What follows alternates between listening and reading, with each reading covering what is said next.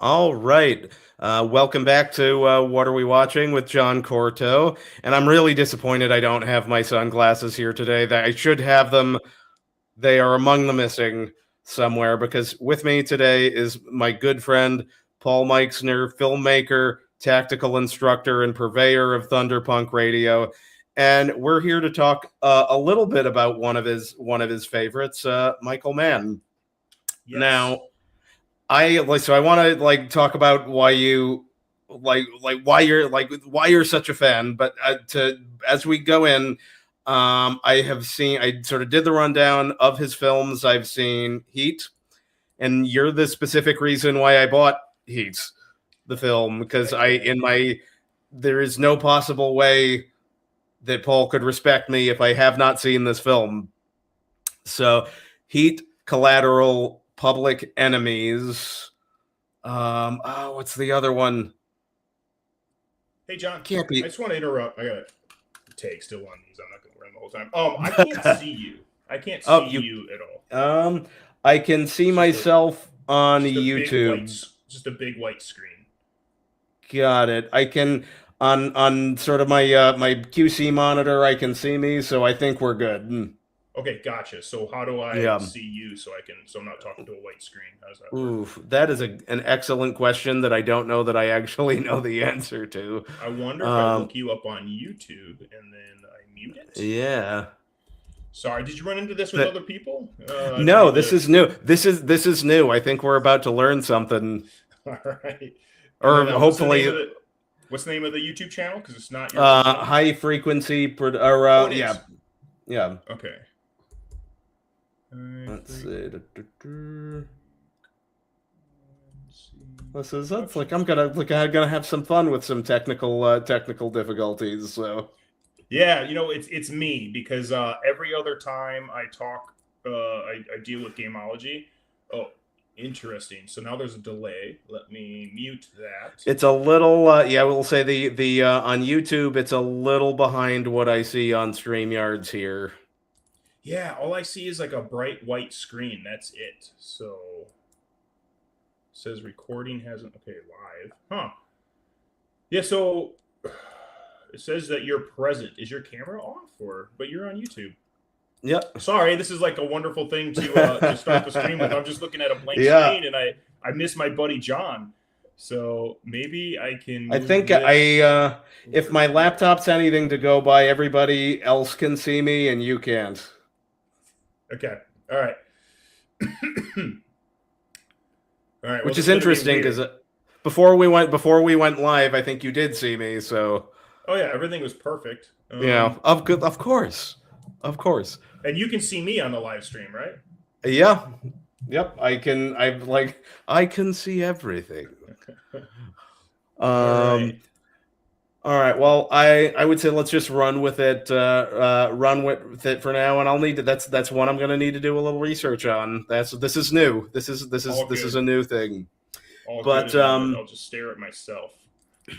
Let's see. But yeah, Public Enemies, Miami Vice, Collateral, and Heat. Those are the 4 Michael Mann films that I have seen. So tell me, wait. You like the guy a little bit. Why? What is it that you like about Michael Mann? So, just growing up, it was weird. I always thought I'd be oh, hey, we're back. Oh, and then it went away. Now it says oh, you know what? I wonder if it was I hit the little welcome button to do the little welcome wave. I wonder if that screwed something up. That could have been. I think that was probably it. You pop back for a second and then you're gone again. So we'll figure it out. Now I'm turning off. I put a like and subscribe button on there, and now it's gone. So do you see me again? All right, that's the problem. This. That is we've drilled it down. This is live. What you're seeing is live action problem solving right here. It's way easier to do now. I can see my good friend John. Yeah, we can communicate. Yeah, Michael. Yeah, Michael Mann. Okay, so I don't know, man. I think. Before I became a filmmaker and before I started, really studying film, it was just stylized action pieces. But it was realistic, and he uses emotion, mise en scène. He is a mise en scène master where every frame of his best films, right? Every frame tells a story. And I'm kind of a mise-en-scène Nazi whenever I'm, working on something narrative or whatnot. A framing Nazi. I want to use light. I want to use everything, and like the way he deals with his actors, the performances. I don't know. It just spoke to me on this other level. And like I love Heat, but Heat's not actually my favorite Michael Mann film. Which one would if you have to pick, which one is it? Probably Collateral, and then Miami Vice is up there, which we're going to talk about in a minute, and why that's such an interesting take. But it's this. He's a true auteur. Oh, Last of the Mohicans is up there as well. Like this was a. And this is where it's just like, oh God, like he's gonna be so mad at me. I haven't watched that one all the way through. I've seen bits and pieces, and it's like one of those up there on like, how haven't I seen this movie yet? I put on some shorts because it was just too hot in my thing. But like, so there's several reasons I love Last of the Mohicans, but like I'm obsessed with tomahawks, and I actually literally carry this one every day. It's CRKT, like it's amazing. It's a Joe Caswell design, and an interview with him's going up on Thunderpunk Radio soon. But realistic tomahawk use, Native American weapon. I mean, it's just So what Michael Mann does is he tells an awesome, emotive story, but then he gets like the best people to train the actors, have the actors really feel like they can do whatever they're supposed to do on the screen. For like Tom Cruise for Collateral, he made him work as a UPS driver. And I might be getting the wrong, delivery company, but he's like, you're not ready until you can deliver these packages and nobody recognizes the biggest star on the planet. And so he would go and deliver packages and try to be unnoticeable and talk to people and then leave in like office buildings and stuff. And that was part of his training to play this invisible hitman. That's a really interesting acting exercise, particularly with like, again, at the time, I mean, mind you, it's 20 years ago, but even still, I mean, Tom Cruise is like, he's in his 60s. Rewind the clock 20 years, he was still Tom Cruise and one of the most recognizable faces on the face of the planet. So to do an exercise where you have to, we need you to not be recognized, that is a hell of an exercise to ask of somebody. And so I think I took a lot of notes from that when I was in film school and working very briefly as a director or working on my own short films or whatnot. Like I tried to really work with the actors to have the experiences that their actual character did. But not just that, like my composer, like there's a short I have where there's like this really dramatic scene where there's a .357 Magnum pointed at somebody's head. And so I had the composer come over and I had her hold an unloaded .357 Magnum. And I would have taken her shooting if I could, but we just didn't have time or budget for that. But, having her hold this heavy steel firearm and just feel the weight of it. And I mean that figuratively and literally, I think helped contribute to like the music of the scene. And so getting everybody involved and, man, it's funny because Nolan gets all this credit, now that he's doing Odyssey, he's like, they actually found like a cave troll because he refused to use them. But Mann was doing that. Like, I want everything real. I want everything, the way it really is. We're going to go to locations, and he's famous for finding these insane locations that nobody's ever heard. Like, how did you find this? Right? How did you find this spot? What's interesting when I threw the film on, and it's like, I look, okay, what was the date? I know it was like quite a while ago, and it's just like, I'm old, I eat prunes. But 20 years ago was 2006, and what else was going on at the time? You, in a weird way, and the thought that clicked with me is, in a weird way, Michael Mann is, when you look at this in Collateral, a sort of the other end of a coin of George Lucas, because whereas George Lucas was pioneering digital filmmaking and with the green screen and the CG and whatnot, Mann was shooting Collateral digitally. This was shot digitally, and these aren't big CGI fests. This is just on the ground, and both of these films have a really down and dirty, like, you're right in there with it vibe. And you need both of, and to get where we're at now with digital filming, you need both of it. You need the George Lucas blowing up the alien ships, Well, I think Pauly And Shore did it right before mhm. George Lucas, and uh, Pauly Shore is Dead, I think it's called. And so I he actually don't think jokes I've seen about that that. Yeah, it one. was just me, George Lucas, shooting digital, man. Yeah, The major difference, though, between those is Michael Mann, he's a painter, right? And he's yeah, painting with a different medium, meaning yeah, he's using to use digital for Collateral was a choice because yeah, he wanted the night to come alive. And what I love yeah, about Collateral, and we're going to do Collateral, but I wanted to do Miami yeah. Vice first because I'm not really good at these sort of things It's and like being on camera. the watching through like watching Miami Vice, and we'll sort of get to sort of like my own like how I enjoyed the film, and it's just like, oh God, I need to rewatch Collateral. That Collateral was so damn good. We're going to talk about that one. That movie speaks to me on another level, which I don't Yeah, know if that's a good thing or not. But that, he chose that camera system and used it to his advantage as opposed to somebody substituting a digital camera for film or trying to do yeah, the same things with digital, which I've experimented with that. One of the short films I shot, Collateral, really influenced me. And so like he mhm, uses noise like film grain. So he'll turn yeah, up the gain to create this organic, but it's digital, right? But it yeah, seems so organic. And I feel like Miami Vice is the evolution to that, right? yeah, Like it's such a beautiful, it's a tapestry. You know, it's such a yeah, beautiful film, and there are some shots in that movie that just take me out, like that are just yeah, worth watching the whole movie just for a few. yeah, Not, I'm a huge nerd, right, or a geek or yeah, whatever. But yeah. excuse me, I had a cold like almost 2 months ago, and it's over and done with. But the cough is still there, which is a lot of fun. I mean, that's gonna hang on for a little bit, like that. Yeah. But like I But will say, yeah. like, So because sorry, sorry, go go on. What were you ahead. gonna say? But Yeah. I so like the thing that I really latched onto with Miami Vice, and sort of I had asked Paul, like, the films you want to talk about on live stream, and Miami Vice was just the start.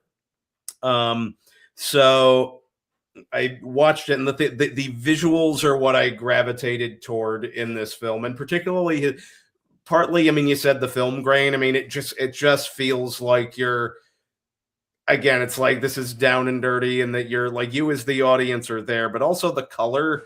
Like you've got these really, there are these shots where it's like you've got this sort of like purpley red sky So in the he back wanted to with capture the yeah, Miami night sky, yeah, and digital was one of the only ways to do it. And he wanted to capture the washed out whites of the yeah, daytime, of how bright it is, right? yeah, And so he's using color to tell a story. That's the other thing I love yeah, about Michael Mann. And, I was saying before how I feel like Miami Vice is not a perfect film. All right. And I'll totally admit that. And like for me, for what I like about a movie, it's probably a 4 out of 5. But for me personally, and I don't know how I can justify this, but for me personally, it's a 5 out of 5. It's one of my favorite films. I love it, and it's flawed.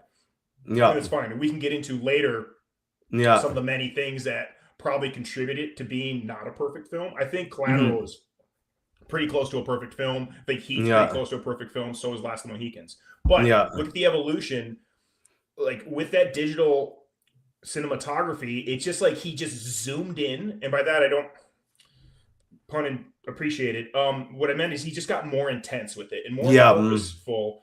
And Collateral's beautiful, but I think he like wrung every little bit that he could out in this movie, despite the complications and despite all the problems on set and whatnot, to really tell an undercover story about like just going in so deep and where nothing else matters, and it's so intense that everything else goes to the wayside.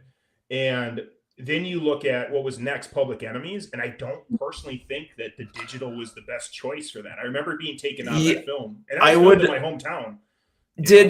Do you know offhand? This is just because I mean I don't. If it was it all digital, or was it? I don't think so. But if only we had a device. But if only we had a device that could give us answers. It doesn't exist. It doesn't exist anywhere. What are you talking about? Enemies, film, or digital? Let's find out. But I think it was both. Primarily on high definition digital. Okay, so I'm asking like Brave AI right now, and well, because it's interesting because around that time, and I think you'll notice this if you watched it. Like I'm a big Stargate SG-1 fan, Mm-hmm. And that, of course, was a long 10-season show. So it covered the era from when they shot television on film into when digital started to be a thing. And once digital filmmaking started to enter the picture, when you watch particularly the action scenes, they would shoot. There's cutaways that would be shot digitally that if you're like to the naked eyeball, you're watching this action scene, and also the quality of the picture that you're seeing looks different. And if you're if you're not into filmmaking, you probably recognize something's different, but not quite. Mm-hmm. If you're sort of retroactively looking at it with a filmmaking lens, it's like, okay, so they're starting probably getting those cutaways with digital a little cheaper. The cameras are getting a little better, but they can't match film. So it looks like film 24 frames per second, film, and then digital. And it's like, what am I watching? And Public Enemies has a little bit of that. So I'm a little surprised that if it was all digital, if that's the case. Yeah, there's like some particular action shots where I think they actual camera people are gonna I work with camera people. I know what I want in my head, and then I tell the camera person, and they give me like it's an 80-20 thing with me. But I don't know if it's it's not. Is it the shutter speed or the f-stop or something where it lets in more light, but it also gives it this like almost like newscast footage, and that took me out of Public Enemies. And so what was interesting, he's a master filmmaker, so I need to see. I don't know if it's called The Keep or it's his first film was about this. I'm going to paraphrase this, but like hunting, or they discover like a demon or an otherworldly, a spiritual like bad thing in this, like it's like a World War II movie, and it's almost impossible to find. And when you do, it's like super low quality. And what sucks is like I hear that Michael Mann just refuses to talk about it, doesn't want to release it because it bombed, it wasn't marketed right, and all this other stuff. But it's like, bro, it's Mann's first film. I want to see it because Manhunter's amazing, but dated, but amazing. Right. Manhunter is one of those films that Silence of the Lambs is an all-time favorite of mine. And I want to see the Hannibal Lecter movie it was the pre-Anthony Hopkins Hannibal, and also Brian Cox is such a he is such a dynamic actor in all of his body of work. So I would love to see his take on it. Have we talked about Succession? We have not. No, I haven't seen any of it yet. It's one of those, like, the people are so horrible, but it's so good. It's just everything is dialed in. It's so good, but that's Brian Cox just killing it. But do you love to? That's the question is, do you love to? If they're horrible, do you love to hate them? That's because if you've got that, then you'll keep watching. Yeah, no, it's. I think they give you enough to like root for the characters, and then they disappoint you, and then like you root for them again, and then like, hey, okay, that was cool, you made this character. Oh nope, you are an idiot, or you are a selfish person. Or I'm not saying nobody's irredeemable or redeemable in the show, but and I don't mean us to segue too much, but you said Brian Cox, and I just immediately well, it's like, and I can't go on an X-Men 2.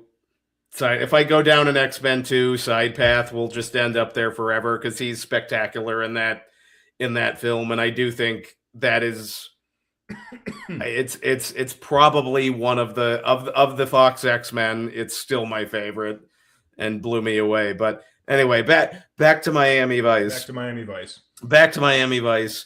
I love here's something that I did not actually know because and we should clarify, we watched the theatrical cut. Yes.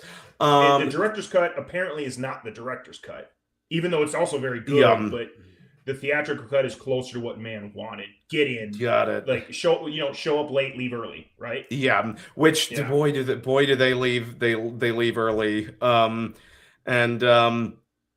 My buddies Ben and Sam were talking. We were talking a couple weeks ago about William Friedkin and the Friedkin ending, where a film will just you sort of just like, oh wait, it's like it's a little bit. It just stops, which is not a bad thing necessarily. I don't think at all. But but this one was just like it very much had a similar, tonally, like he goes back into the hospital, and that is, and after all we've been through, that is that type of an ending. But so I watched the theatrical, then I went back, and this is the first time I've watched the television show as well. Mm-hmm. So I Which watched I didn't really grow up with. I should clarify. So, and I think that's important to point out because this film was very.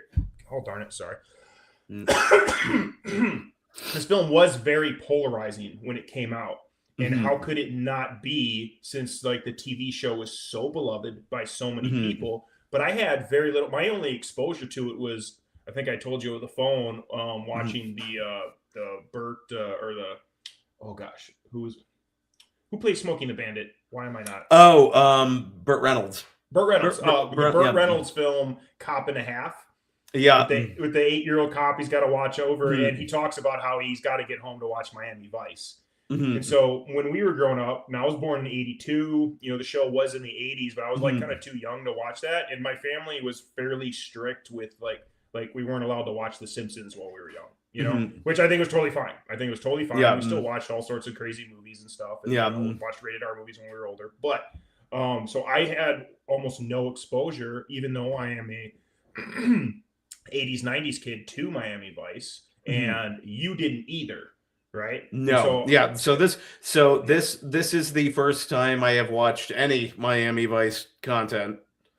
And so one of the things I did not know is that Michael Mann was an executive producer from the get-go on the original film. So it's the original show. So it's an adaptation to it's basically a readaptation by a guy who was there at the beginning, which is why I'm definitely throwing it out there.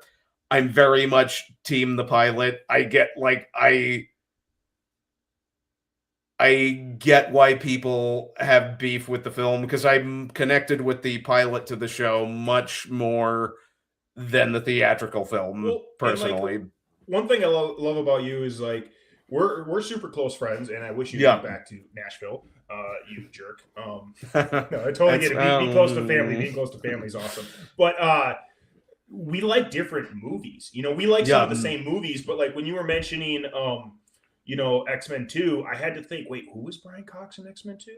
Oh yeah, that's right. But I'm into Taxi Driver. Taxi Driver is one of my favorite films of all time, and you like some of that stuff, but I'm super. That's why I was really curious to hear what you had to say or think about the movie Miami Vice. And I figured at least the first 2 to 3 seasons, I think you'd love the TV show, because that's more your thing. Where there are bits of the TV show that are my thing, but it is a little dated, and the kind of some of the cheesiness and the fun, the fantasy aspect of it. That's what I loved about the movie, is there wasn't any of that. Yeah, it was we had the glamour, we had the intensity, but it was just go. So we've got, I think, a little bit of a reverse. I think sort of we're sort of gravitating towards reverse things in each of these. And I will say, watching the movie, just again from the visual standpoint, it's you look at the title Miami Vice.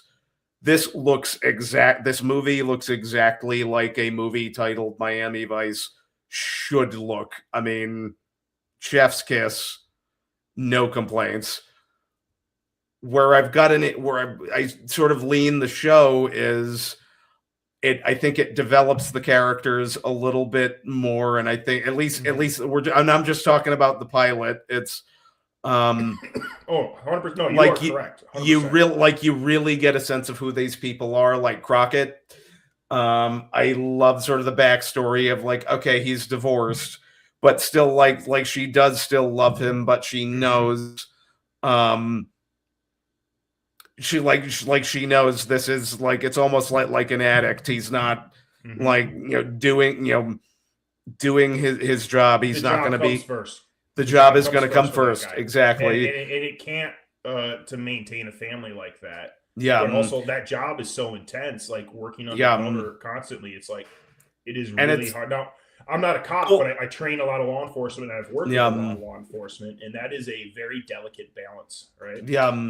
And it's it's an incredibly important career. And one of the things that I love about Crockett, and I think Don Johnson does just a brilliant job of expressing it, is he's very, very justice based.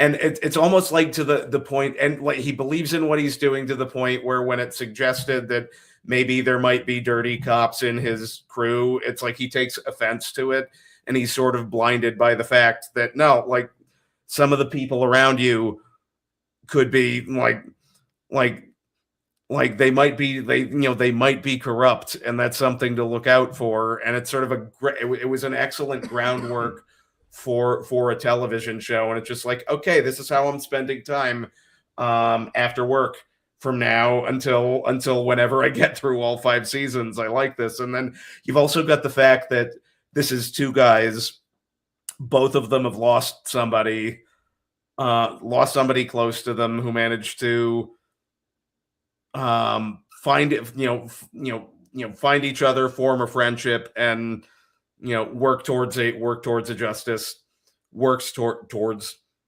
justice. And that it's just like I'm in. It's like I'm in. I was 100% into. I am into this show. I'm like, this is that last scene, like that driving scene. Right? Yeah. Like after watching Miami Vice, you can see. To me, and this might sound weird, but like I see what could have been.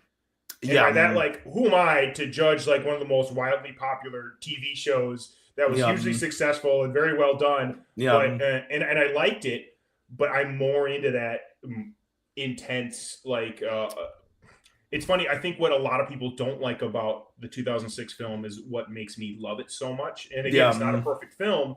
And one of the things I don't, all the like the supporting cast. The supporting cast in the 2006 film is phenomenal. Perfect. Grade A performances all around. But I have some minor issues. The most minor with Sonny Crockett, which I love Colin Farrell, diehard Colin Farrell fan. He was young. He was dealing with a lot of stuff at the time. But everybody that you talked to that worked on the film was like, he was the greatest guy to work with. Drank a lot, but he was the greatest guy to work with. You know? I mean, he's was that an attack on us Irish? Like, what are you saying about this Irish here? It is famously reported how he went to rehab right afterward when everybody else went to the rap party. And he says that he doesn't remember a lot of the film, and that one way I respect him, it's a lot like Tom Hardy for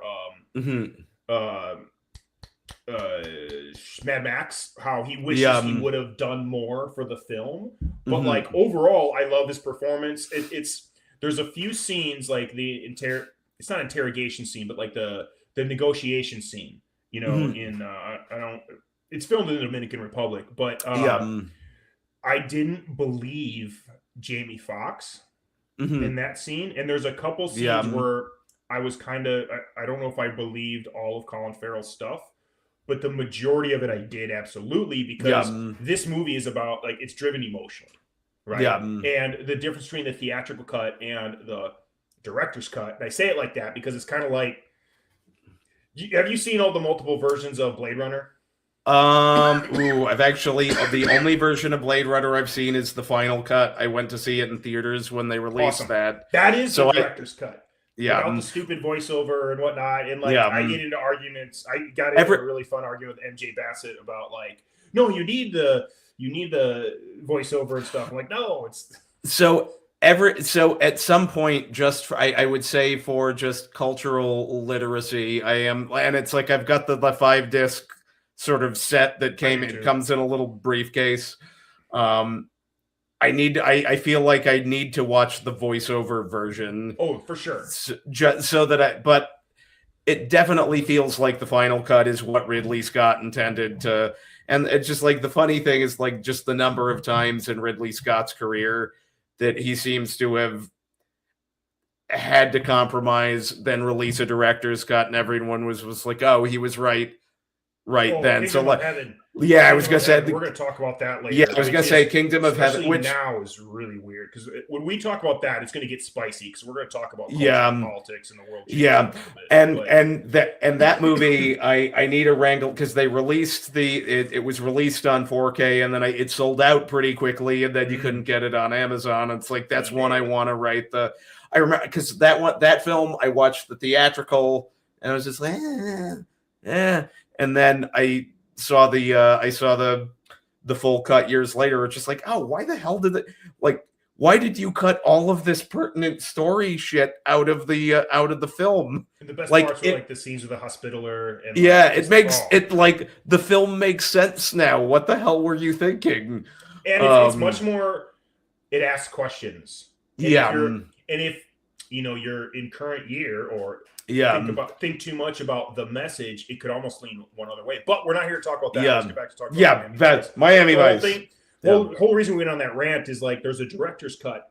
Called the unrated cut, and I didn't do too much research into this, but it's just more narrative, right? And it's a beautiful opening. Did you watch the opening? I did. I watched because I will say I watched the first half hour of the unrated cut, and honestly, and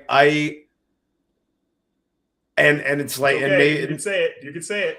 I liked it a little better, just because it brought me into what the situation they're in. Because the theatrical cut, it was just like, oh wow, we're just starting, we're just there, what's going on.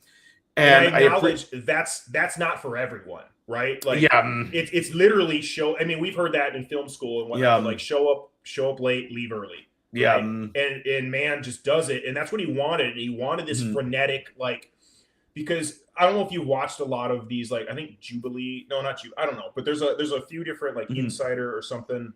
Which is another brilliant Michael Mann film, The Insider. Oh my God, that movie's so amazing, so intense.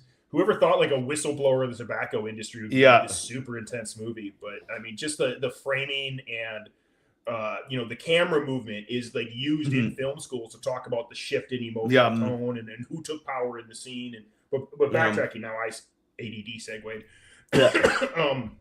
What the heck was I talking about? We were on the beginning, unrated versus. Beginning of film. So from I've seen both a couple of times, but I'd have to go back because I wasn't watching it to talk about it, right?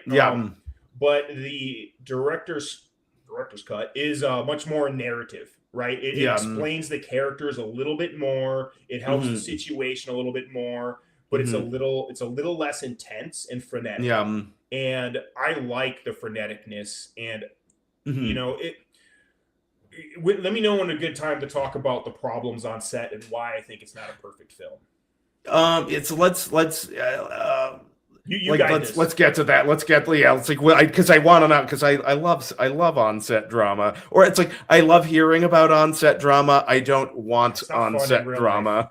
When I'm on set, flashing back to trying to keep the art crew, the set design crew on, so because the second AD pissed them all off, and, the middleman, and flashback to this commercial I worked on. So you want to on a human level, you want to hear about the drama. You don't want to live it on set, because on set you're just trying to make a good film, and it's a chaos. It's a beautiful. It's making a film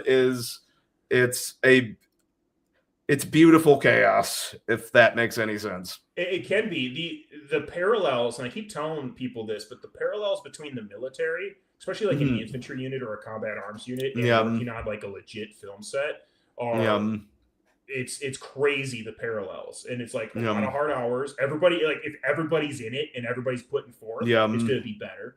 There's a chain of command. There's just it's the parallel and the high stress and whatnot, but also if you're all embracing the suck, which is a military term, then it's easier, and it's more fun, it's more memorable. You trauma bond with all your coworkers, and the ones this isn't unfortunately part of the military, but the ones that you don't work well with usually don't get hired back. Which is nice. Well, it's one of those. I remember this back when I was living in LA. I'm so grateful that this is how I got to experience. It's criminal. We never Yeah, like it was like because we were there like right around the same time. Yeah. But the first time I ever saw Lawrence of Arabia was at the Egyptian Theater in 70 millimeter, and it's the best. Wow. Like that is the way to experience that film. And this one, God, yeah, it's like I miss that. That's the LA I miss. But there's this gorgeous shot. It's like when they're like raiding the town. It's this giant wide shot, and it's long, and it goes on forever of just this army of horses. And this is before, like, there was no CG going through a town, and it's like someone needed to orchestrate this and make this happen. And my God, how difficult did that have to be? And how much more impressive is that than we'll fix it? And, the CG. Yeah, well, that's why I also say it's like running a military operation. Yeah. When I was working on Tenet, my best job I ever had, and it's sad that the coup hit right after that, and everybody just went more insane. And I didn't really believe in the message and all this crap going on behind the scenes. But I didn't experience any of that in Tenet. Working on Tenet, I was in charge of like around 300 some people. And it was funny because like the PAs were like, they were all playing soldiers, or almost all of them were playing soldiers, or these like reverse warriors, or whatever you want to call it. And when it was time to move them to we're on this massive set out in the Palm Desert or whatever. It's by this iron mine. And it was actually at an old iron mine. And to get to these different locations, you had to bus everybody had to walk quite a distance. So I would always put them into formation like they were soldiers. And a lot of them were actually, they made an effort to hire a bunch of military veterans. And it's funny because the PAs, who were amazing on that film, everybody was awesome on that film. But they were like, hey, Paul, this is taking too long. We got to get going. I'm like, just trust me. This is the most efficient way to move all these people over there. And also keeping them in character, treating them like soldiers. They worked harder because I don't know if you've ever worked with background actors. 50% of them are the most amazing, awesome, hardworking people. They want experience on film. And, I've acted in movies, some larger movies, and I can't believe, I had that opportunity, but I'm not very good. And, I think Michael Bay said the hardest thing to do on camera is walk across the room. And that's an interesting. Yeah. That's an interesting. Can do that naturally, then you can start doing the other stuff naturally, right? Yeah. That's why, like, I wanted to talk about Miami Vice before we talked about Collateral, because the last time we worked together on one of your shows, I was just awkward and weird. So working with, half of the people you work with are amazing. The other half are like herding cats. It's a famous thing working with background actors. You're herding cats. Yeah. Or it's like, hey, take that out of your mouth. Where did you find that? Like, there's some of the weirdest, like, fortunately, these guys were pretty good, but sorry, the story's getting long. I would put them into formation, right? Well, there's a few times I had to be with like the hero crew, they called it. Like, it was like stunt guys and background special abilities that were running around with the lead actors that were like kind of had more skill sets. And so I was responsible for those guys too.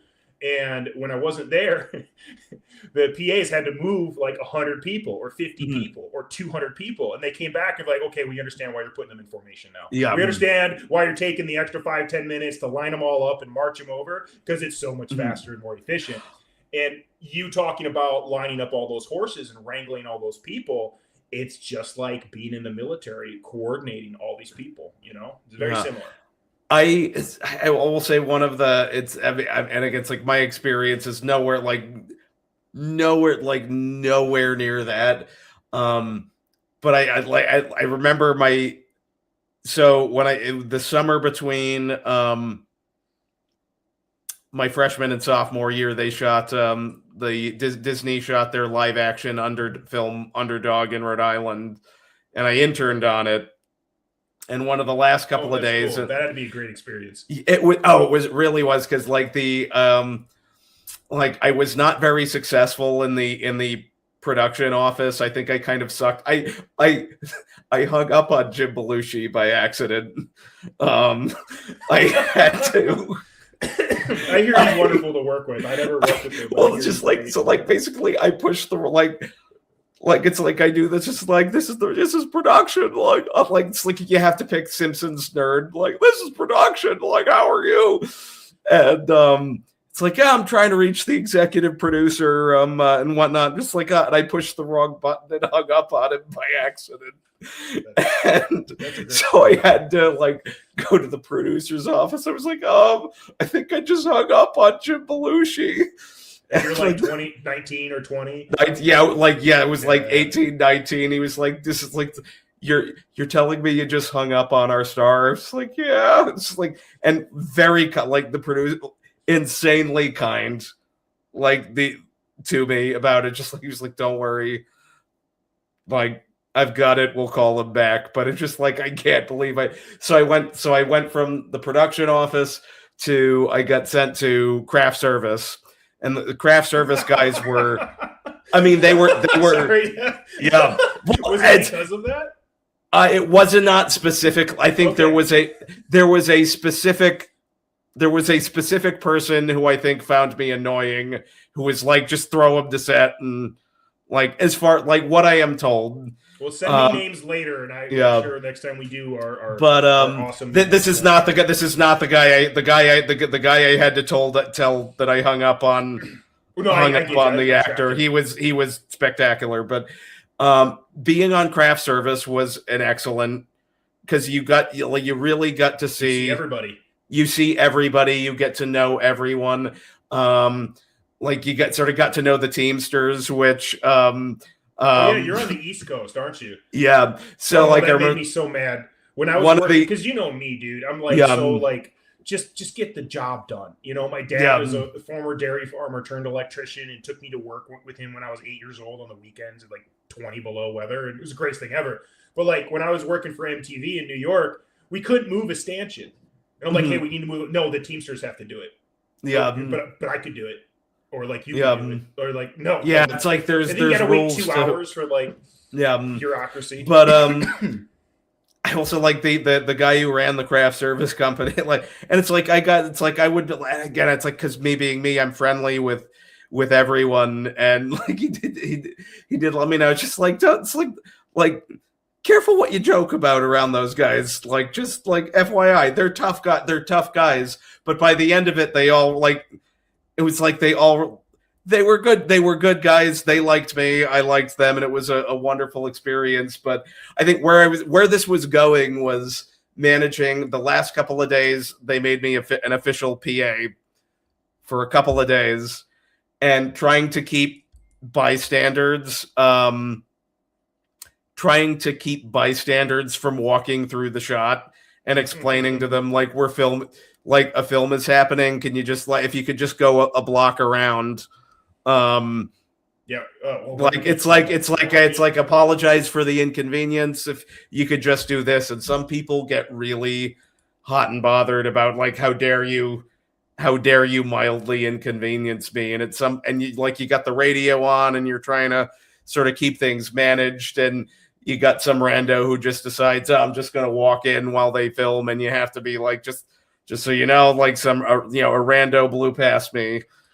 And it's like managing it all is films are hard to they're hard to make. Yeah. Like it's not an easy task. So that might be a good segue. You know what I wanted to talk about first, before we talk about why Miami Vice was so hard to make, is where we were. So that was 2006, right, when it came out. Mm-hmm. And so I just looked up some pictures because I think there's a way to upload. If I could just pause here real quick, I just need to let somebody know that you're in the middle of the stream. Yeah.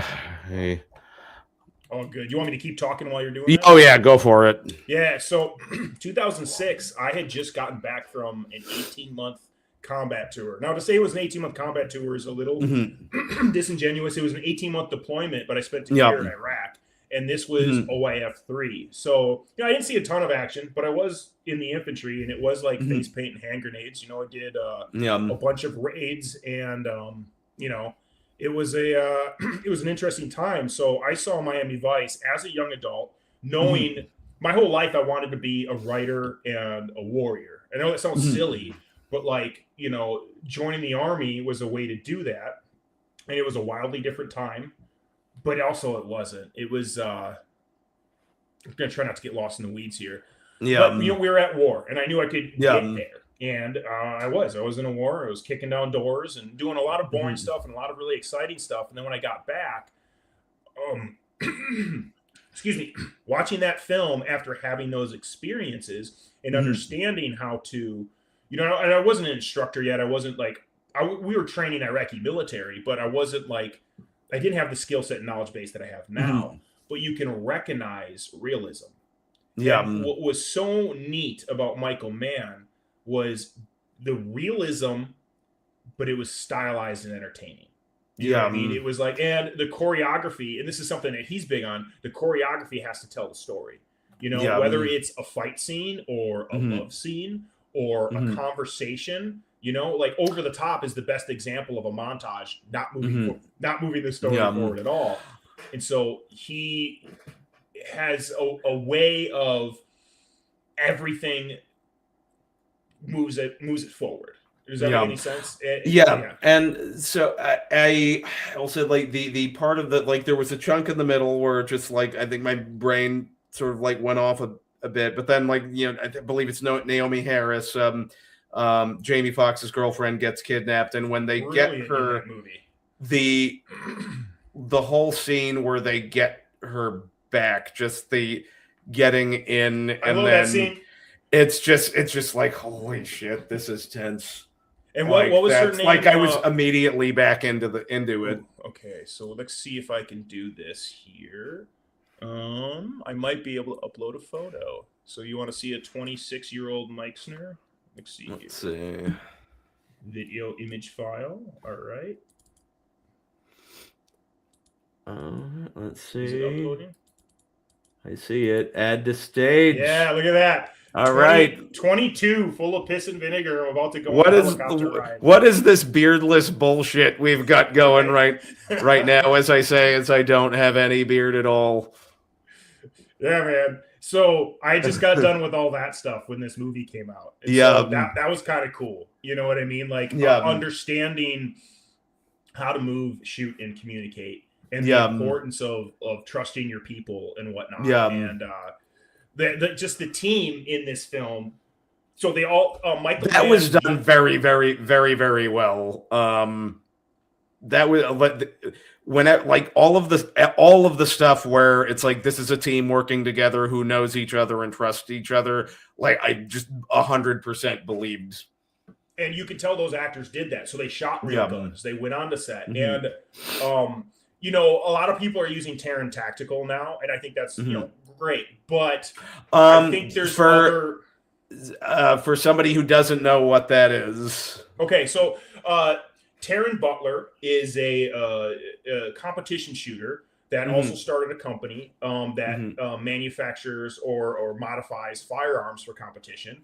And John Wick really helped, you know, also put him on the map. He's a very good competition shooter, but a different style of trainer. So like right now I work with two competition shooters, and I would not want to get into a gunfight with either one of them. They're a husband and wife team, Sean and Alicia Burrows. They're awesome people, but you can tell from the way they do stuff that they and I are coming from completely different backgrounds. That does not mean they can't teach self-defense. Like Sean has studied extensively, you know, police shootings and trained with law enforcement officers and all sorts of stuff. And he's a nationally ranked competition shooter. But you could just tell that there's a slightly different background there. And while Sean has studied all of this stuff, it doesn't, like, I don't know if Terran has, or the people that go to Terran Tactical to shoot. And so I'm not trying to lodge criticisms, because Terran can outshoot me in a competition. That's fine. And, you know, the Venn diagram of competition shooting and gunfighting, actually it's more like this and this. Most of it intersects, but there's some parts that absolutely do not. And what is interesting about Michael Mann is he uses an SAS dude. And SAS is like one of the premier special forces on the or special operation units on the planet. Delta Force, which I think is cream of the crop, like the best of the best. And like, scary dudes was devised or inspired by British Special Air Service, SAS. And so he has an SAS dude in most of his movies to train these people in realistic tactics. And what's interesting is you have some like Weaver stance. So like I got out the stainless 1911 for the Miami Vice, similar to what Sonny Crockett uses. Not the same thing, but like this is a modern grip, right? Yeah. And I'm going to present it, kind of modified isosceles, right? And so that didn't freak anybody out, so I'm done. But they're doing like this, like Weaver stuff in certain places, which isn't as efficient, but at the time, that's what a lot of law enforcement were doing. Yeah. And so it's cool that they had realistic tactics. They don't look like competition shooters. Yeah. Which again, I would not want to get into a gunfight with a competition shooter. What's the point of competition? But if you're quickly put rounds on target. From a character perspective, if you're an undercover cop, you're not going to be looking at this like a competition. This is like, So like, you do it, and you're going to have additional training than just your standard police academy. So I've worked off and on with law enforcement for like 20 some years, and I've trained a bunch of law enforcement. And when I say that, I don't mean there are some departments that I'm talking with right now about working with certain groups and teams and whatnot, but most of it's been on an individual basis where they'll recommend to a couple officers to come work with me personally, or they'll take some of my classes or whatnot. Or I've been in the security industry off and on for 20 some years. And so I'm often working hand in hand with law enforcement, especially when I was with, in Wisconsin, which is weird because Madison, Wisconsin used to be one of the safest cities in the United States. And I got shot at there long before I went to Iraq, which is kind of funny. Jeez. But yeah, so not to get lost in the weeds, but it takes time to, if you're doing a raid, if you're hitting a house, you want to have done that several times with your people so you can anticipate their movements. Like Larry always button hooks to the left or whatever, right? So you start to know that. And the rescue scene in that trailer park, they didn't look like actors. They looked like, and here's the other thing too, like they're not calling in SWAT. It's funny because I taught this, it was more of an experience, but it was kind of an urban combat course down in San Diego at this huge facility. They had like all these different buildings. They had a ship. We could go onto a ship and like the that's cool. Practice there, Border Patrol would practice. It was awesome. It was a great experience. But I was in charge of doing room clearing inside the building while other guys taught like movement outside and whatnot. And I was training with this, or I was teaching with this former FBI SWAT guy. And awesome dude, did a lot of undercover work in Mexico. And it was just a great dude. And halfway through every class, he'd be like, man, you guys are really on your own out there. Referring to like me being in the infantry, sometimes we had 2 squads. Sometimes we just had a squad. Usually we had at least 2 squads. So that's like 2 9-man teams to hit like a facility or a house or something. That's not a lot of people. Yeah. So SWAT here, they can shut off the power. They can close off a whole city block. They have, ambulances and fire trucks on standby. And depending upon the size of the city and whatnot. And so you have all these resources. Well, there was 3 people hitting that house. Right? Yeah. And so that's often these TAC teams or these undercover teams have to respond like that. Right. Yeah. Also, if you brought in all these people right away, that might blow your cover. You don't know. So like they had to be super sneaky, very proficient with their skills. And so you have to be proficient with skills before you can get into tactics, right? Like, there's different types of reloads. You have an emergency reload, you have a tactical reload, and then a mobile retention reload. Those are the 3 main reloads you want to know in a gunfight. Tactics is choosing which reload to do, all right? So there's different ways to move around a corner. There's different ways to enter a building. The tactics side of it is choosing which skill set to use. And so it's not just those undercover agents or undercover police officers, but those actors had to have worked together. And obviously it's choreographed, right? Yeah. But it looked real to me and it was believable. And then I believe her last name's Rodriguez, but like the character that has the G36, the rifle, and she's pointed at the dude. She's like, no, this is how it's going to go. No, this is how it's going to go. And she says it twice. And like the line delivery was believable. It was perfect. I believe she was there really doing it. And she fucking sent a round right through his fucking brainstem, which is what I teach students to do. I teach students to shoot here and then here, right? If this doesn't work, then you put one in the computer. And there's techniques to do that. Yeah. But she just did it. And if this were real, that dude would have watched himself fall. There's no twitching, there's no nothing, which Yeah. was it was like the perfect time to employ that tactic. And there's Mhm. a lot of things in Michael Mann films that legit trainers will show their students. Yeah. There's a mag change drill in that famous shootout scene at the end of Heat, Yeah. where they used to show that at Marine Corps boot camp, from what I understand. I was in the Army, I wasn't in the Marines. But the Collateral, there's a scene in Collateral where he draws and shoots from retention, right? So draws and shoots from here, and there's different like doctrine versus like I do a pectoral index or whatever, but like shoots from here and then extends out. Tom Cruise can really do that in real life. Like there was no way to fake those motions without understanding that, and that's one of the great things about Michael Mann films. Like that's and sorry, that was a long rant, but no, that's like fan. I'm just like okay, so keep going. Like it's like what did you? So did you? This is it's a like I will say tangent-esque in that I went to see Scream 7.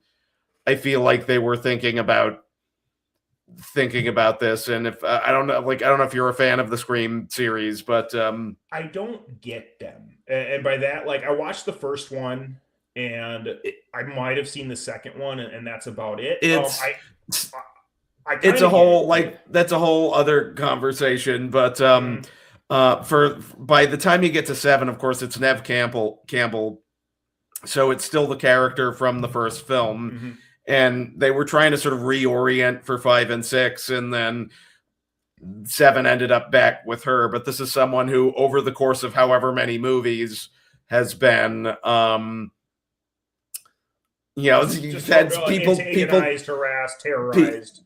People trying to kill her. So at 50 something, I don't know how old Nev Campbell actually is. She still looks damn good. Like it's a very pro 2A film. She has this is a character that is always carrying heat. You understand why, but she also has a daughter who doesn't understand why her mother is the way she is, and doesn't have those skills. How and at the end, in the movie, it's like 16, 17. Okay. Something about around like it's junior, senior, something like that. Becoming an adult soon. Yeah. And at the end, she has to be, sort of instructed. And there are shots in the end where Sidney Prescott is armed, and so is her daughter. Sidney looks like she's holding it properly. The daughter does not. And I like to think that, I like to think that the filmmaker thought about this person, one of these people is trained up, the other is not, and the one who's not is her form is not going to be as good the way that her mother's is. And those are details that and particularly since I've met you, when I look for those details in films.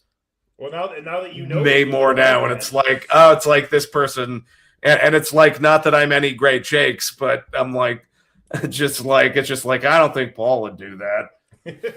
No. I'm looking up Michael Mann's filmography because I'm something. Oh, The Thief. The Thief. Oh, so The Keep wasn't his first film, or maybe that when it was released. It says Jericho Mile, but The Thief with James Caan is awesome.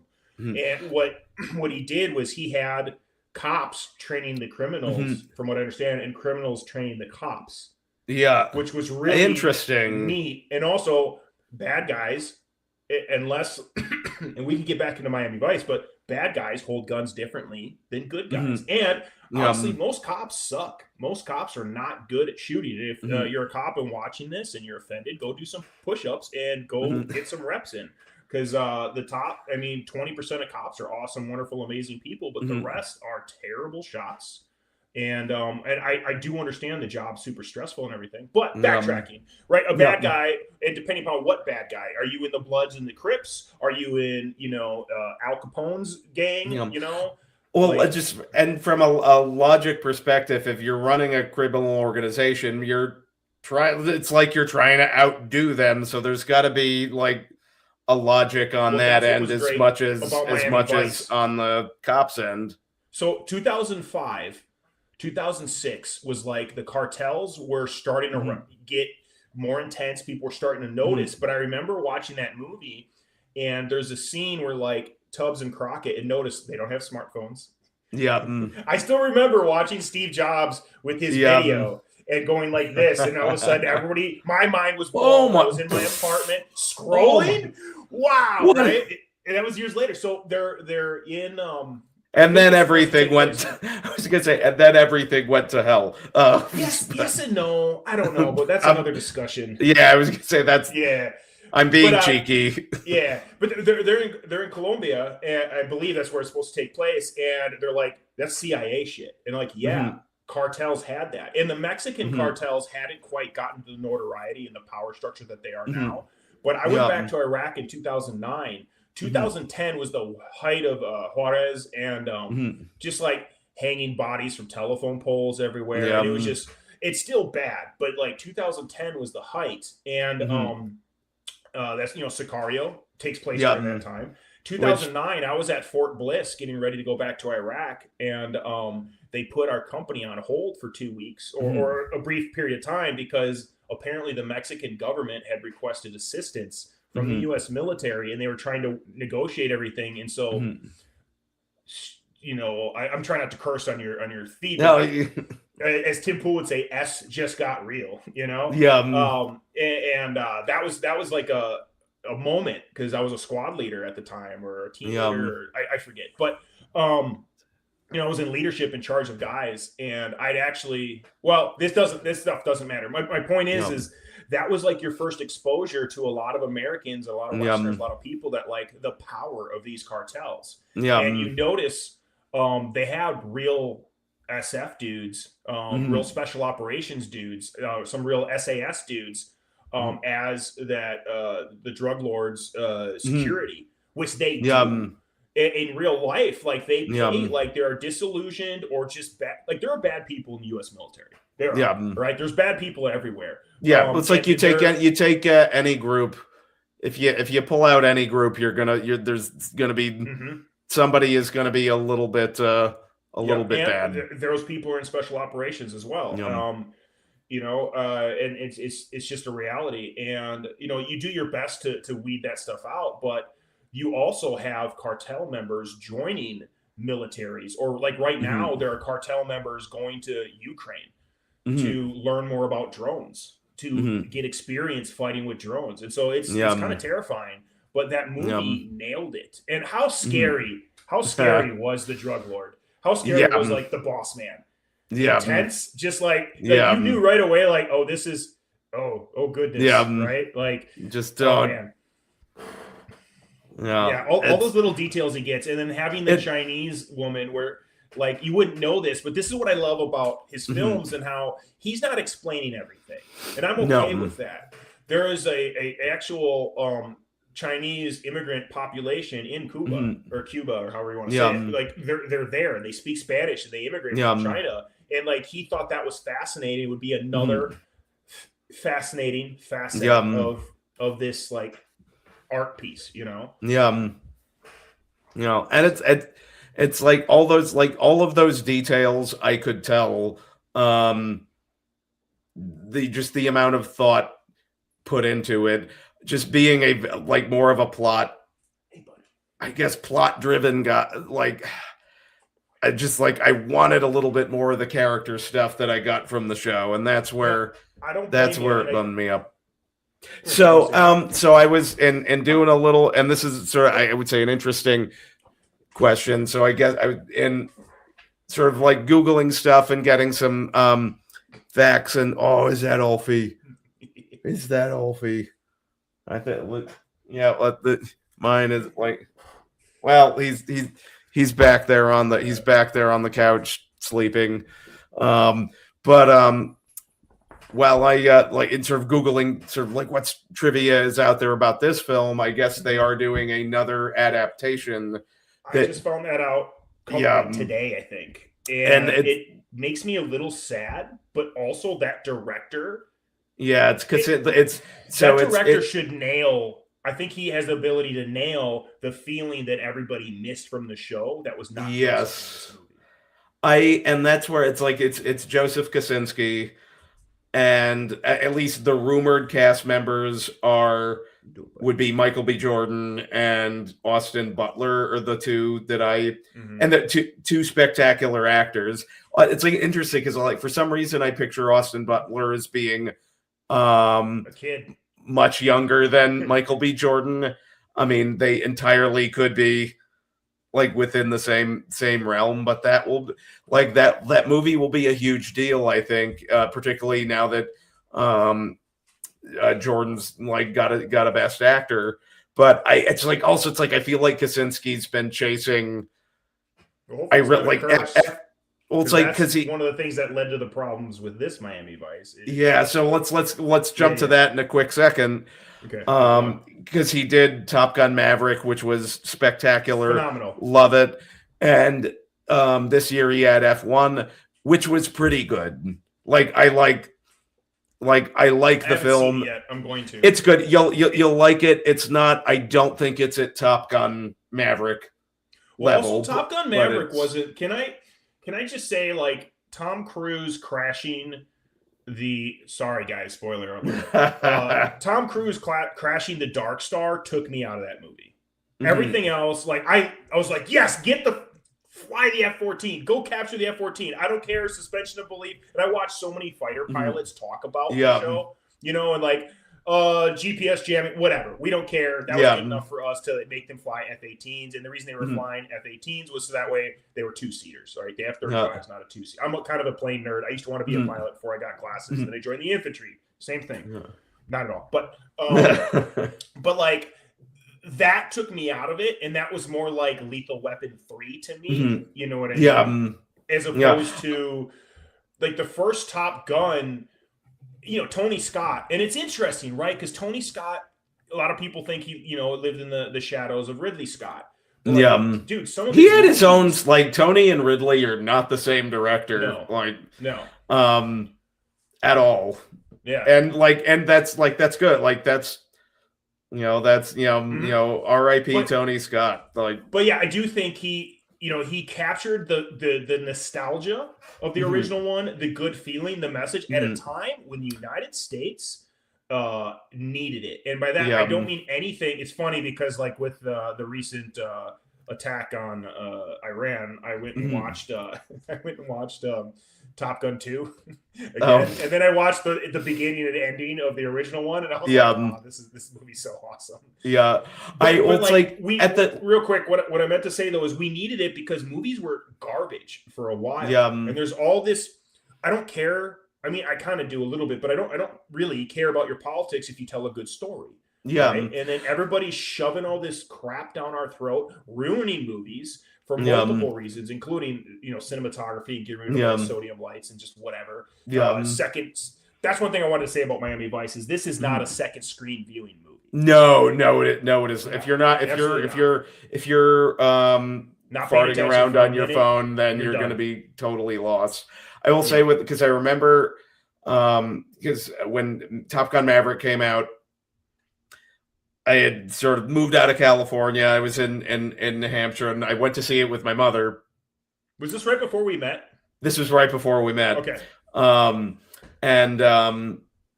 Because there's like the plot where it's just like we got this little hole, and he's got to fly into the thing and like get the thing into the little hole, and like I'm watching the film, and Mom leans over. It's like this is a Star Wars. It's like I know we haven't. And they still did it better than Star Wars. We haven't gotten a good Star Wars in years. This is the best. This is the next best Star Wars. Tom Cruise is giving me a Star Wars. J.J. Abrams. Yeah, no, nobody cared. It was good. It was a great. And another thing I liked about it is they didn't say Iran. Yeah, and they didn't do that in the first movie either. It didn't paint a bad guy. It was a way to have a really cool movie. And look, I want to be in the country with the most powerful military. Yeah. Sorry, I got out of it. And so just so everybody knows, like, I'm not a Republican or a Democrat. Republicans are weak and corrupt, and Democrats are corrupt and insane. Generally That's speaking. I kind of love that. Yeah, Like yeah. that, I've never heard it phrased that way, but that's gonna be borrowed. Yeah, no problem. But So I was just gonna say, if I you did don't get out mind, of the here's military. What? Go if on. I'll send you send you some residuals for that. Yeah, there we go. You have my address, so Yeah. but just wanted to say I did get out of the military because I didn't agree with our foreign policy. I didn't agree with the war in Iraq and the war in Afghanistan and whatnot. But Top Gun 1 and 2 are just awesome movies that, like, we didn't paint a bad guy. There was an existential threat in this, make-believe world, and they took, you know what I mean? So that was great. Yeah. Well, and it's I like think he'll probably do a good job of capturing what they want. I still like this one. Yeah, because that's I think the thing, because this one, Michael Mann's Miami Vice is going to be is more. It's full on Michael Mann.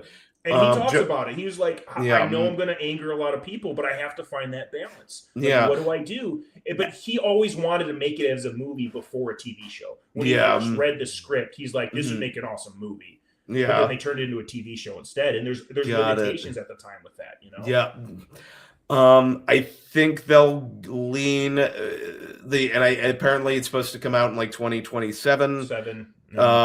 Tentatively. I feel like they're going to lean towards nostalgia for the show more so than Michael Mann. So I don't know if is that a plus or a minus? No, I think it'll be good. I think it'll put more butts in the seats, but also that audience is like dying out. Yeah, well, that's the thing. It's like if it's a type of movie that people will go to the theater to see, which I mean, it's got the name recognition, and then if they get a cast like Austin Butler and Michael B. Jordan, it's like you gotta get off your butt and go to a theater to see it, and that's. I think Ryan Gosling could play a good Crockett too, but he's also getting older. He doesn't look older, but like he's also that's a job for like a dude in his 30s. And I think what Don Johnson is basically, again, based on the pilot, is bringing to it is he has sort of the comedy stuff and he's really able to like channel sort of like, this is a guy who's seen some shit. Yes. Which like Ryan Gosling, because his tonal shifts are great. Don Johnson, like it just fit. He fit so well in that, and there's a reason he became as famous as he became. Yeah, he just did a great job with that. I don't 100% know that Ryan Gosling has exactly that, if that makes sense. Like God, it's like, because I really like him. I don't. A lot of times I see Ryan Gosling and I see Ryan Gosling and I don't lose myself in the character so much. But again, it's like he is good. Like there is a lot. Like I'm really looking forward to Project Hail Mary. Yeah, I'll see that soon. So I don't go to the theater that much anymore, which is like that's and sad. But I'm going to go see that one. That's. He looks good in it, and he's like there's always a charm, and there's the other one. Have you seen Drive? I did. It's been a long time. I did watch that. We're gonna do that. One. We're gonna do one of these for Drive. Oh my god, I love that movie, and that was one of the last movies where they still had sodium lights outside. That so somebody I remember, and I think it was shot on the Alexa, which is it's not a bad digital camera, but like that movie is another reason why I like you're starting to see my genre, right? These intense like artists, like a lot of stuff at night. Yeah. Well, I mean, that's one thing I loved about Batman. I didn't really care for Batman Begins. It's okay. I'm a big Batman guy, but The Dark Knight. And The Dark Knight Rises is frustrating. That's a whole other. But like The Dark Knight is heat in DC comic world, and the fact that they did it during the day, that Nolan chose to do it during the day, I thought was a brilliant. Something different. Do it. It's brilliant. Then get back to whatever. But that's what made that movie great. And back to Miami Vice, the shots during the daylight blown out. Right? I don't know, man. There's just something about the cinematography of this movie that I like. It's another level. It's Like the scene, it's like gorgeous. the best shot was when, and the reason he's choosing to use digital video is the focus. He talks about like the ability to like, I can see every face. Like, so there's like it's like a 2 shot, but it's really a 4 shot. So you have the 2 boats going next to each other near the end, right? Like, their partners are in the boat next to them, and you can see their faces, and you can see the shipping containers in the docks and everything in the background, but it's still dark out, and like it's so brilliant. And there's another shot like during the shootout near the end where like some blood gets on the lens and he just moves with it, and I'm like, that didn't take me out of it at all. That was great. Like, I've had nasty stuff get on my face before. You got to keep moving, and like it's fine. Like, you know, it's that there's just so many great scenes or shots where, you know, he's using his actors and framing it in a certain way, and like the decision to go handheld versus on a steady cam, like he just nails it. And it's so tragic. I want to see what the movie could have been if there was no problems or drama. Because I feel like so we've been dancing, or what was the problems and. Because I did read a little bit about Jamie Foxx getting a little high on himself post Oscar win. It's so weird because my memory's messed up, and I think I met Jamie Foxx briefly once, and he was fine, but like I've never worked with him, right? And you know, and I don't want to sound like I'm this like grizzled veteran. I was out in LA for 12 years, and I got to work on a lot of small, tiny little things, and some pretty huge things, and just a bunch of commercials and whatever. So I had a decent career. And it was going in a great direction before everything got really stupid, and I just decided I don't want to participate in that. I still love to make movies, but I just want to portray myself as like I know everybody and all that. But can you give me Christopher Nolan's phone number? No, but he did. Did I ever tell you my favorite story about? No, I don't think so. Yeah, I'll tell you off camera. But I had a really, really awesome interaction where you'll be like, you know, it was a cool interaction on Tenet with him. Where I thought I was going to get fired, and then I got approval. So swearing at people. Well, those are that's always that's the ending that you want. Yeah, so. No, it was great. It was one of the best experiences of my life. But backtracking. So he's hot off of, I believe, Ray, where he won an Oscar. Okay, and so he did great on, like, I love Collateral. I thought Jamie Foxx did a great job in Collateral, but he started demanding a bunch of things on set and became allegedly difficult to work with. That's not the only problem, all right? Michael Mann apparently is difficult to work with. I have a really good friend. I'm not going to say who, even though he deserves like recognition and credit. I just don't want, you know, who's talking shit or whatever. But he's like, no, Michael Mann's an asshole. Michael Bay is like a different kind of asshole that's like easy to get along with. He's like kind of a funny asshole, but like Michael Mann can be like a real asshole.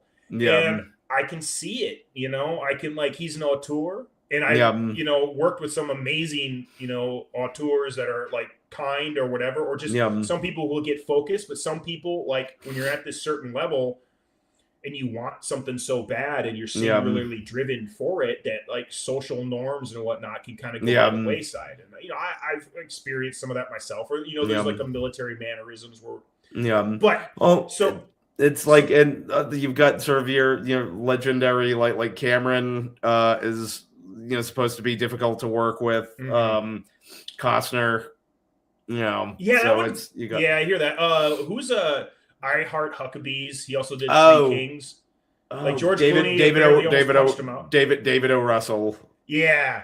Great filmmaker. Yeah, I've not heard good things about working with him. Some people have liked working with him. They've got there are people in Hollywood with reputations, for sure. Yes. Okay, so he's hot. He's got an Oscar, so he asked for a lot more money. He wanted more money than Colin Farrell, and Colin Farrell apparently took a pay cut to keep the movie rolling and to get this guy more money. Okay, whatever. He asked for a private jet where everybody else was flying commercial. I flew to Korea. I was acting in this action movie in Korea, which South Korea is amazing. It was, again, a great experience. And they flew me business class. That ticket was like $7,000. And I was like, tell you what, put me in like just a larger aisle seat, because I am a big boy and I don't fit in normal plane seats. But, you know, put me in a normal whatever and like split half that with me and put the other half back into production or whatever. Like, I didn't need that, but SAG like required it or whatever. but it's commercial. It's fine. Like you can fly commercial.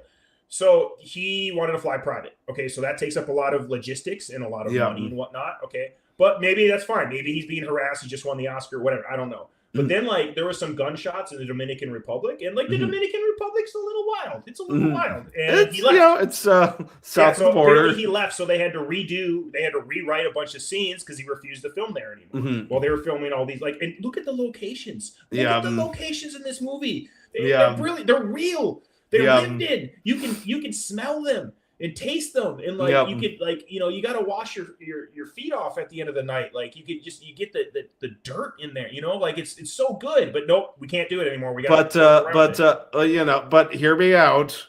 The volume. What do you mean? Am I talking too loud? No, if you're familiar with the volume stage, it's sort of like similar to a green. That's how they do the Mandalorian. Oh, I've never seen it. It's like they're essentially, it's this like giant sort of curved screen where they can sort of project out sets and whatnot. Is that outdoors? Is that at Universal? It's in studio, so it. Oh, okay. It's like you get to this thing where it looks really kind of fakey, where you can sort of see, like you can see the actor. I get what you're saying. You know, it's like. So that was So that was frustrating. And so it's like, again, cheaper that you don't have to go to set, but also it, like, when everything starts to look like the volume, then So there was that, and then there was sorry, I didn't mean to sound like I was cutting you off. I'm just trying not to lose my train of thought. He also refused at some point to be on any airplanes or boats. This is Miami Vice we're filming. Yeah, and did you see the shot? They drive boats. Clouds, and correct me if they're not cumulus clouds, leaving angry comments on John's video. Like that plane shooting through there, and Michael Mann filmed that. He filmed that stuff. You know, like it's just the flying stuff, the stuff on the boats, everything was just so beautiful. But not beautiful where like it's distracting from the story at all. It's still moving the story along, right? And then like I don't want to be in a plane or a boat anymore. It was sort of so like they're constantly rewriting, right? And then that made things a lot more difficult. And like so Colin Farrell said, he wished he would have put more effort into it, and that he was you know, under a lot of substances. And it's weird because like before I got there, I never understood how someone could do that. And then I worked in Hollywood, and I there's been some moments that I can't talk about on camera where, like, I get it. Like, I get why sometimes people are high on set. I get this, that. I'm not saying it's a good thing or a bad thing. It's definitely sometimes a really bad thing. Sometimes it's not a thing at all. But, like, I understand why certain artists, you know, is it that your brain moves so fast that you need something to slow it down? Is that, like, you're so used to feel like being other people that you need something to numb your nerves.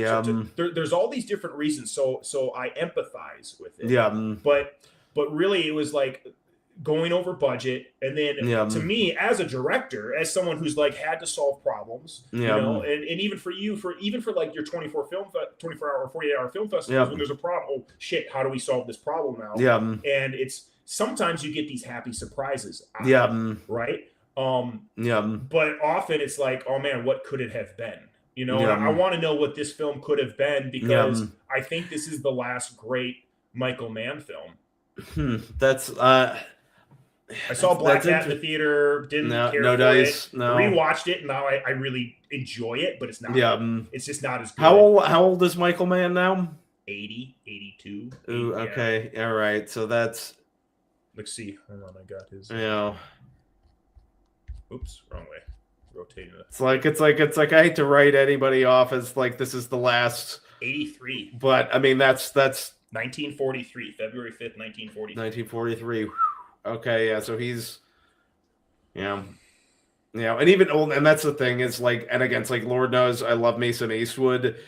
And he's still I really enjoyed that was the first movie I was ever in, was directed by Clint Eastwood. Really? Nice. Yeah, I got a call to go to an audition. I was nervous as crap. I paid for a practice audition because, like, I can act if I get out of my head. I have some talent. I'm not saying I'm the most talented in the world. I definitely need to polish my skill sets, but I can get into character.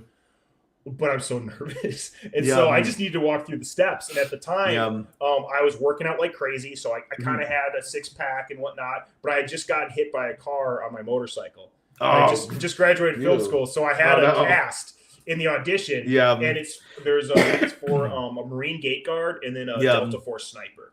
Right? And so I go in and I remember reading the lines and I'm like, how would I want to hear this as a director? So I changed my cadence on the way, whatever. This is my first audition ever. And it's for freaking Clint Eastwood movie, right?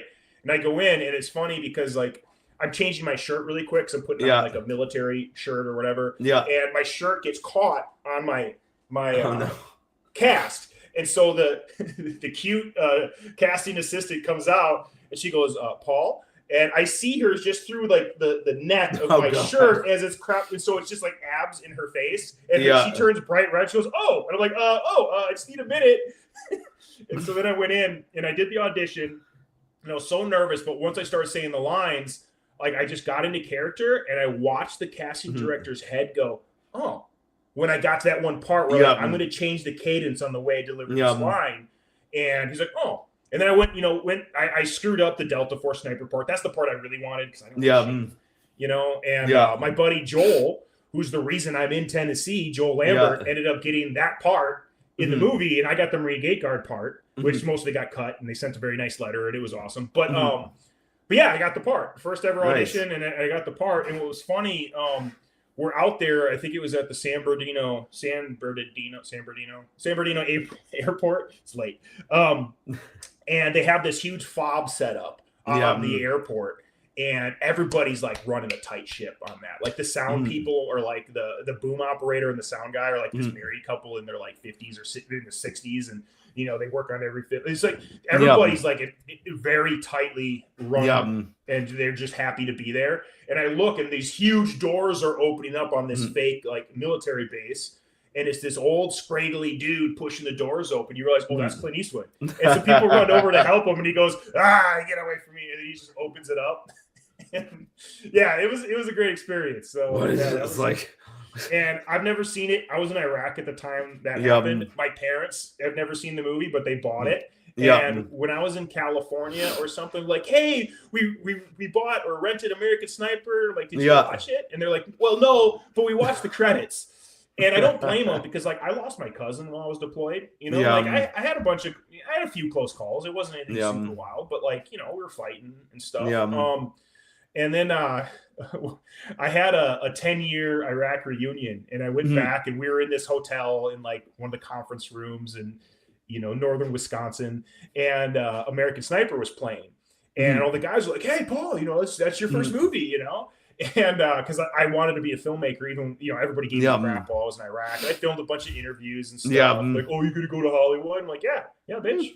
I'm gonna go to Hollywood, and I did. But so how at the end of if it was playing on just whatever TV channel, so then everybody's like, okay, quiet, the credits are about to roll. We want to see Paul's name, and then it just goes. Oh really like anything TV, on, then, like, they just like that's how like I was told oh god, one of the there was like a show that I edited that it was either my mom or my aunt was like, why do they play the credits so fast? They need to play the credits slower. It's like that's not how it works on television.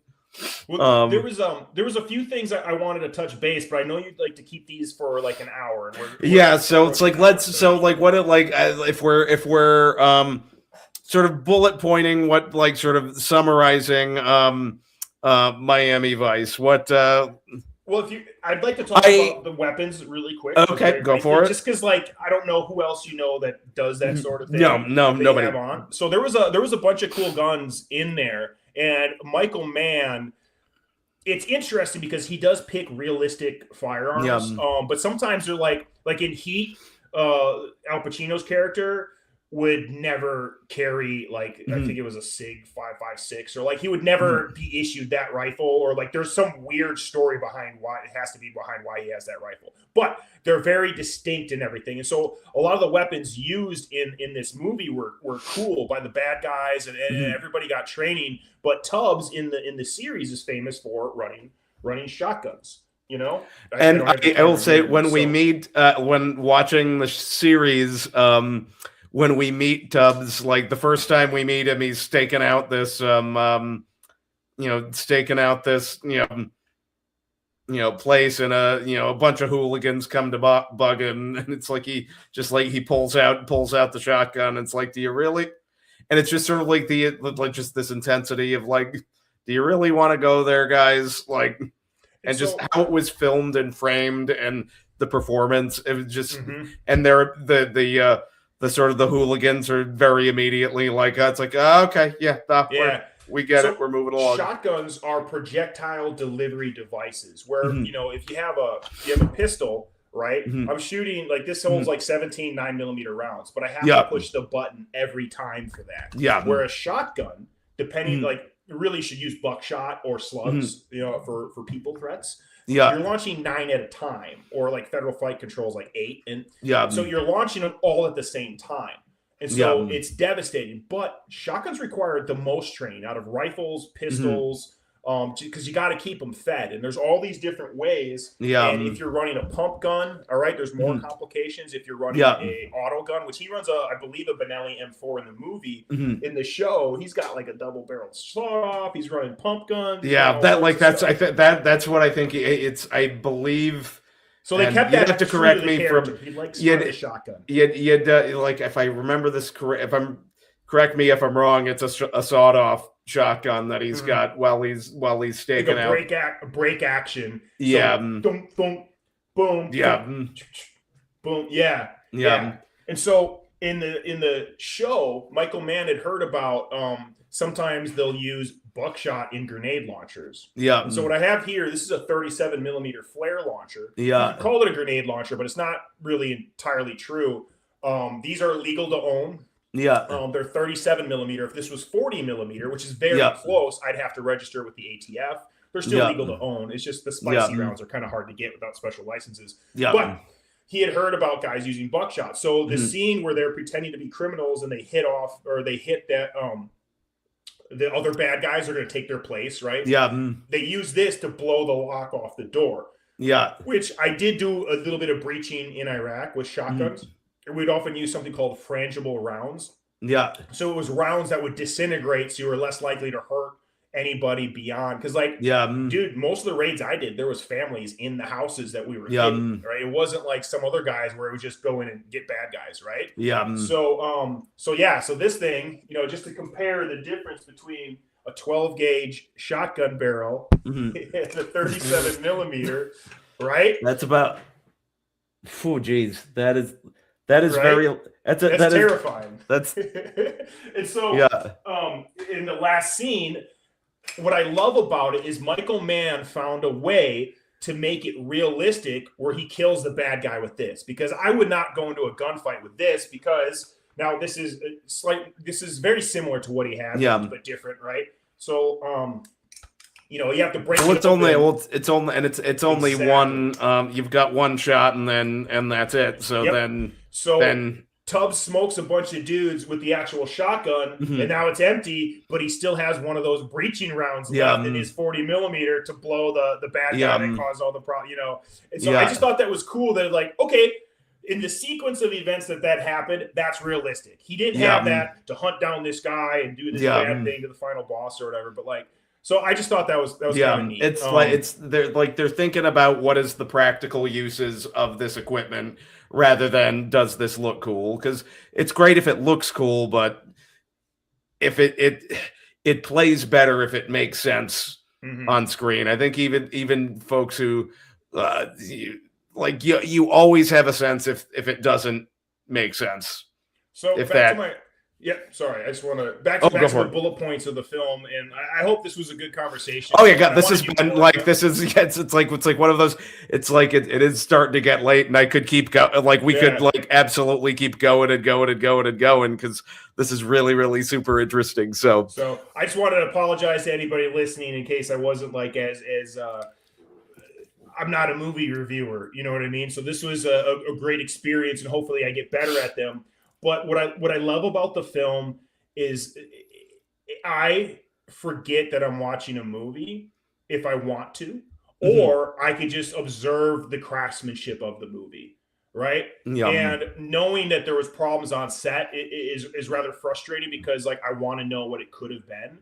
But to me, I'm always entertained when I watch it. I'm always entertained with the choices. There's only a couple scenes, like like I mentioned, where he pulls out the hand grenade, which was like brilliant. Yeah. When he was like, well, Jamie Foxx's character was, how do we know you're not a cop? I didn't know how to read that. Like, are you fucking with the guy? Are you really saying, you know what I mean? So that was the only performance thing in the movie that took me out. Otherwise, like the shots, the mood, just everything about it, I'm wildly entertained. I'm happy, and I want to work out afterward. I want to go like run a marathon, or I want to go to the range and run some really difficult drills. I can't tell you the amount of hours I have listening to this soundtrack. Like listening to the soundtrack in the gym at LA Fitness in LA and Studio City or Universal City, late at night, going to town, listening to Auto Rock or Mogwai, you know what I mean? It really is kind of wild that we did not cross paths in LA, because I used to work I think I know that LA Fit, like I was not a member, but I worked in the building like across the street. Well, if you ever saw a scary dude with a mohawk and ranger panties running to the gym with a gallon of water in one hand and a gym bag with a pistol in it in the other hand, which and I will say, like in terms of like movie like reviewing, I mean, part of and this is why I've been enjoying this conversation so much, and just like all of the conversations that I've had, is it's less like, oh, is this good or does this. That's certainly a part of it, but also it's like, why do you like why do you enjoy what you enjoy? And somebody might have a similar taste than you, and they might listen to this and they might not have seen Miami Vice and give it a shot. For sure. It's not the series, but it's dialed down. It's like boiled down to like this like thick resin.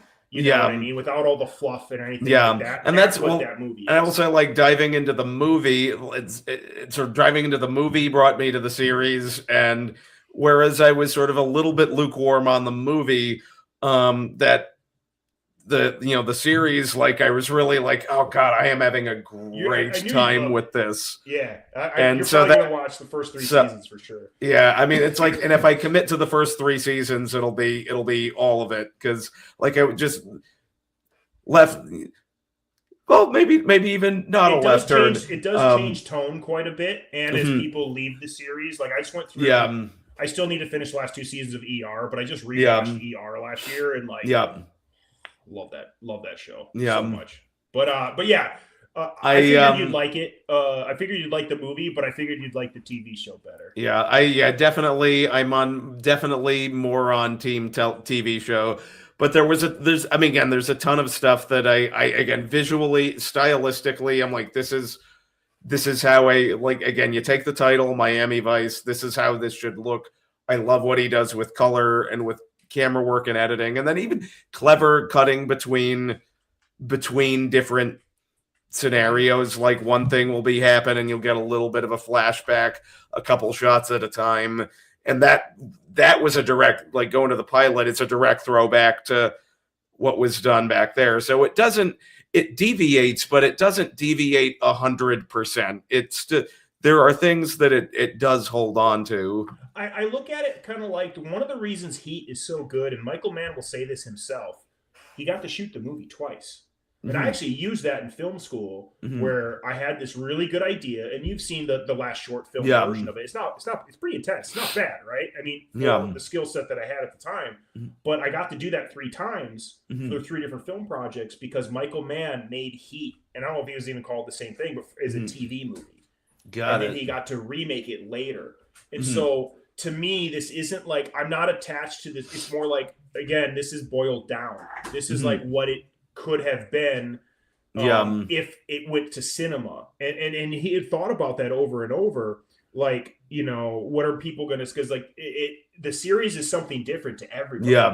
And so this is like the same story, but I like that he went intense with it. I like that these characters are in it, and it's almost a little nihilistic, like the love scene between, the drug lord, finance, money movie person and Yeah. Crockett was, I like that the way it ended. Yeah. It's, they know they're not, it can't be together, but here's a Yeah. dude that's living such an extreme life Like that. that's how he feels. You know what I mean? Like Yeah. that's the only way to. Of course, he's going to fall in love with someone that's also in that extreme life, and I'm not using the words the best. There's so many other things I want to talk about, like the 50 cal shooting. They actually shot that car with a 50 cal. Was this like this toward the beginning with the with the FBI informants? That like at the very like that shot, it's just like holy shit. They shot that 3 times. There's green screen involved with real actors, and then there's special effects, and then they shot a car with the 50 Barrett. Because that like it's like even like the TV at home, I felt. Show you. I wish I did. It's like you could feel the like if that makes. And they're not fun. I've never been shot at with a 50. I have shot several 50s, both Barretts and Ma Deuces, the machine gun. And yeah, man, there's a reason that round has been around since World War II. I mean? We're still using it. It's terrifying. And that's actually an anti-material weapon. But anyways, I didn't want to get too far. I just wanted to bring that up really quickly. Yeah, because I'm glad you did, because that shot, and that's like right toward the top of the film, and it's like, oh, like that is nuts. Incredibly well shot, thought out, like in terms of making a moment of that, these drug lords whacking this guy. Oh, dude, and they were so scary. And here's the thing. Okay, Aryan Brotherhood's involved with drug cartels. Nothing felt woke. Nothing felt like... It was so weird the first time I heard the term woke used unironically. I was like, But there was none of that bullshit. Diverse cast. Who cares? Awesome. You know what I mean? Like, Aryan Brotherhood. Okay, yeah, that's a thing. And, like, they're so scary. That main actor that played, like, he's so scary. It was just, I'm looking for one shot in particular to show you, but I don't know if we'll find it in time. That's okay. My favorite shot is when he's taking like a rifle out of the back of a car or put it in a squad car, and he's walking up, and there's that building and the sky, and it's kind of like the camera's canted a little bit. It's like a dirty shot, and like it just follows him up like that. That's my favorite shot in the whole movie. Right before the speedboat shot, but there's so much, and we don't have time to talk anymore. I hope I did a good job explaining the film. Like this went like sort of the trajectory on this was wonderful. Like we got to catch up and tell some story. Your PA story also, hanging up on Jim Belushi is hilarious. It's just like it was just like in terms of embarrassing moments in my life, there was that. But that's like this is again what I'm looking to do is sort of start off on a base of like this is a movie we can connect on, and then see where the conversation goes from there. Here we go. So, here's my second favorite. Oh, never mind. All right, it's all good. Yeah, I have not figured out how to sort of incorporate video clips into StreamYard yet. So I have some practice, and there are some like doodads that I need to. What I like about this is you're not letting perfect be the enemy of good, and I do that all the time with my channel and content and whatnot. And so you're just doing it. Yeah, and that's respect, man. The last time we had a conversation on YouTube, we did like a big sort of like a 3-camera setup and whatnot, and sort of my mindset right now is just have the conversation. Yeah, like just jump into it, get people on. And talk about what you like, and then maybe I get to see some films that I've not experienced before, and it's like I might like them, I might hate them, they might end up in the middle. Like I would say, Miami Vice ends up like in the middle. Not gonna hurt my feelings. It's okay. Yeah, I didn't. Yeah, it's like I didn't hate it.